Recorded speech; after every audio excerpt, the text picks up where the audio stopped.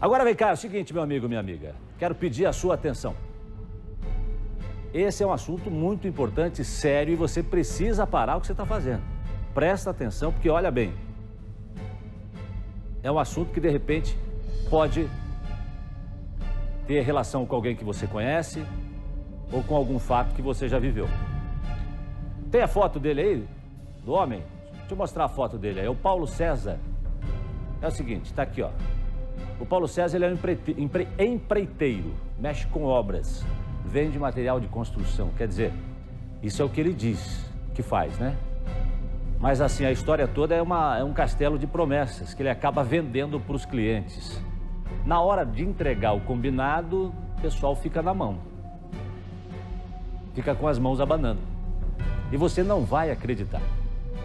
Quem vai cobrar o Paulo César pediu uma satisfação, aí sabe o que acontece? Acaba ouvindo uma série de barbaridades. Primeiro ele dá aquela enrolada, enrola. Aí quando o cara vê que não tem mais jeito, né? Aí ele começa a ameaçar. Começa a ameaçar as pessoas, que ele deu o golpe.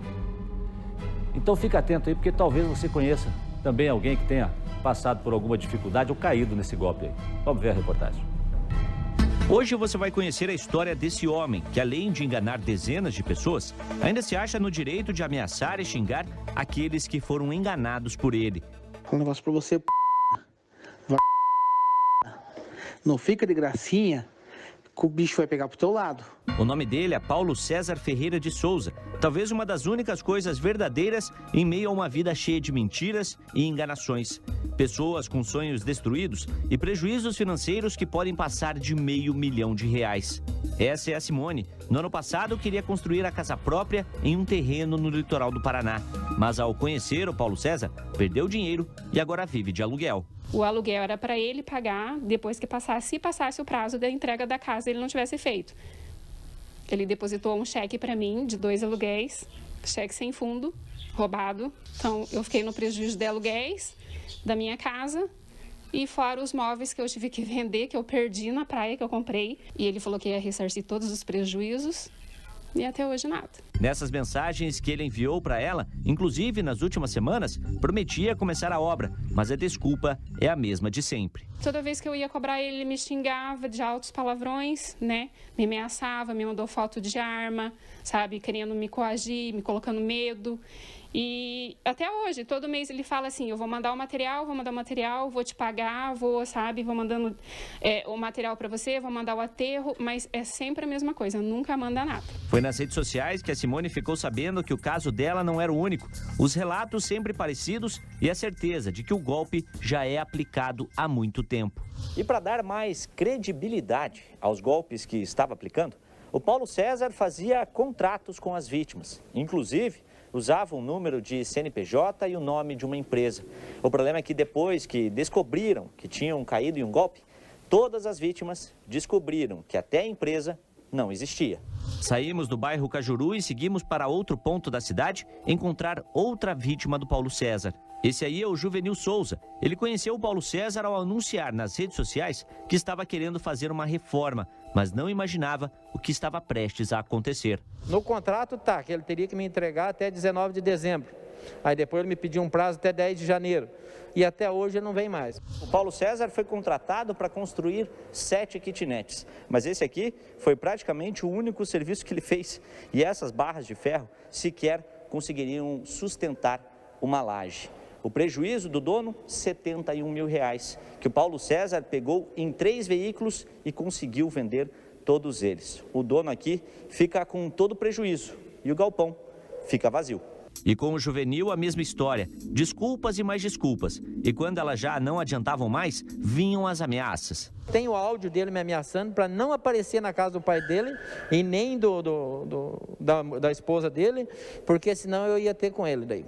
Eu tô falando que eles foram, deixa esse barracão aberto que eles vão trabalhar aí, pronto! Nunca mais mande mensagem pra minha mulher, nunca mais bata no portão da minha tia, da minha avó e do meu pai, para querer falar de obra e não manda ninguém nesses lugares e você não aparece à frente da casa. O nosso negócio é na obra. Falei, então venha na obra, e até hoje ele não apareceu. E as histórias se repetiram com várias outras pessoas que conversaram com a RIC Record TV. Esses vídeos foram feitos pelo marido da Renata. O Paulo César demoliu uma casa que eles tinham no terreno com a promessa de erguer outra. Mais uma mentira. O prejuízo com o Paulo está chegando a 26.500, que a gente ainda teve que dar mais uma prestação, que a gente fez a entrada e mais as prestações. Calma que ainda não acabou não. Esse vídeo veio lá do litoral do estado. O Adilson também foi enganado pelo Paulo César e contou a história dele no terreno, onde a casa dele devia estar construída. Ele não apareceu, liga, xinga, ameaça a gente. E tá aí, ó, do jeito que o alicerce foi eu que fiz, o alicerce, o aterro foi eu que fiz. Ele sempre ele promete que vai vir fazer a nossa casa, nunca vem, não devolve o carro, não devolve o dinheiro, sempre prometendo as coisas, até hoje nada. Já a Maria do Rosário, que está em Minas Gerais depois do golpe que sofreu, também quis contar a história dela. Acabamos por depositar R$ 4.200 na conta do indivíduo para ser entregue o material em uma semana. Passou-se uma semana, 2 semanas, quando consegui achá-lo, ele estava em lua de mel com a namorada e disse que eu tinha que esperar ele retornar à Araucária. Ele quase passou com o carro em cima de mim, disse que eu era obrigada a esperar o tempo dele. Foi tanto xingatório, tanta humilhação, botou tanto nome que eu não consigo nem falar em público os nomes de tão horrorosos que são. Até pessoas que prestaram serviço para o Paulo César foram enganadas. O Derinaldo Barbosa e a esposa dele fizeram uma reforma na casa do Paulo César. E na hora de receber... Fizemos serviço de drywall, de forro de drywall na casa dele. E ele nos pagou com cheque. Todos os cheques que ele nos deu eram cheques roubados, né? Até então, até o término do serviço, a gente não sabia que estava caindo no golpe, né? Aí, a partir do momento que os cheques começaram a voltar, foi que nós começamos a perceber que nós tínhamos caído nesse golpe. Então, nós estamos também no prejuízo. Com tantos e tantos relatos de pessoas que foram vítimas e ganharam na justiça o direito de receber o dinheiro, mas que nunca viram a cor dele, resolvemos ir atrás do Paulo César. E pasme, a mulher dele estava lá e tentou nos enganar. A senhora é a esposa dele. Sobre ele estar aplicando um golpe em várias pessoas. Ó, eu vou tentar avisar ele, aí ele contar. A esposa do Paulo está em casa, tentou dar um outro endereço pra gente, mas a gente sabe que ela é a esposa dele, não quer falar. Mas a gente tem o telefone dele e a gente vai tentar falar com o Paulo então, para ver o que ele tem a dizer. O Paulo desligou o telefone, não quer conversar com ninguém, mas a gente segue procurando o Paulo César, até porque todas essas pessoas precisam de respostas. Perdi minhas esperanças, assim, de conseguir a minha casa de volta ou de conseguir meu dinheiro de volta. A única coisa que a gente quer é justiça. Que ele pague pelas coisas que ele fez pra gente, que ele acabou com nossos sonhos.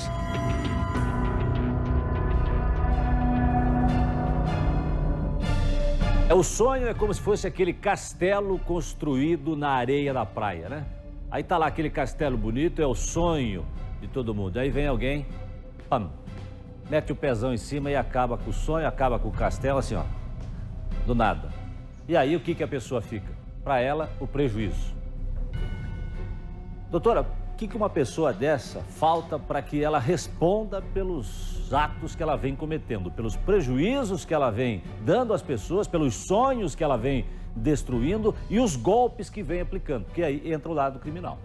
Sim, ele tem que responder tanto civil quanto criminalmente. Criminalmente, no estelionato, na receptação desses cheques roubados, né? Na utilização, porque ele tem um momento em que ele promete um serviço e não cumpre. No outro momento, ele utiliza esse serviço de outra pessoa e não paga, né? Nós vimos essas duas situações acontecendo. E ainda a utilização desse cheque sem fundos. É fundamental quando a gente vai procurar um prestador de serviço, a gente busca informações de outros clientes que tenham sido satisfeitos com ele, né? Por vários motivos. Não só pela não prestação de serviço, mas por outros riscos. E aquela velha métrica, né? Promete que vai entregar dia 10, no dia 10 diz que vai ser dia 20, no dia 20 porque teve um problema, porque choveu, porque sei lá o quê, né? Chegou a desmontar até, derrubar a casa ali, porque para dar início na obra, que nunca aconteceu, doutora Márcia. E daí quando essas desculpas não funcionam mais, passa para agressividade, para ameaça, para que aquela outra pessoa não reaja contra ele. Porque sim, é possível bloqueio de bens, se tiver bens no nome dele, se tiver bens no nome dos familiares, enfim, que ele consiga se comprovar que esses bens são dele, mas estão em nome de outras pessoas. Passa de R$500 milhão aí os golpes aplicados aí por este homem aí. Doutora, parece político, né? Aquele que vai lá, lança aquela pedra fundamental e nunca mais volta, né? Pra faz o salamaleque, né? Vai lá, fala, não, estaremos prontos daqui não sei quantos dias, vai embora, a placa perde a cor e não acontece nada. E não acontece nada. E o pior é que aqui ele, tá vitimando a Dona Maria, o seu João, pessoas simples, sim, que muitas vezes guardam o dinheirinho durante uma vida inteira para fazer uma reforma, para ampliar um quarto na casa, porque às vezes é um filho que vem por aí, é uma pessoa que vem morar em casa, o pai, a mãe, às vezes você quer construir uma casa melhor porque o telhado está com problema, está chovendo dentro de casa, está entrando vento, está entrando frio, e você sonha em ter pelo menos uma casa decente para morar, e aí vem um camarada como esse aí, se dá para chamar de cidadão. Ou sair do aluguel, né? Sair do aluguel, aquela economia. E aí vem uma pessoa como essa e destrói tudo que pode. E não tem dó. Num primeiro momento, ele é cheio de conversa. Cheio de conversa. E aí depois, aquela conversa agradável acaba se tornando numa ameaça. De fato, vou fazer boletim de ocorrência de todas as situações no local que aconteceu o fato, para que a autoridade policial, inclusive, vislumbre se isso é um meio de vida, nesse sentido, podendo até prendê-lo antecipadamente, né? Tá certo, doutora Márcia. Obrigado.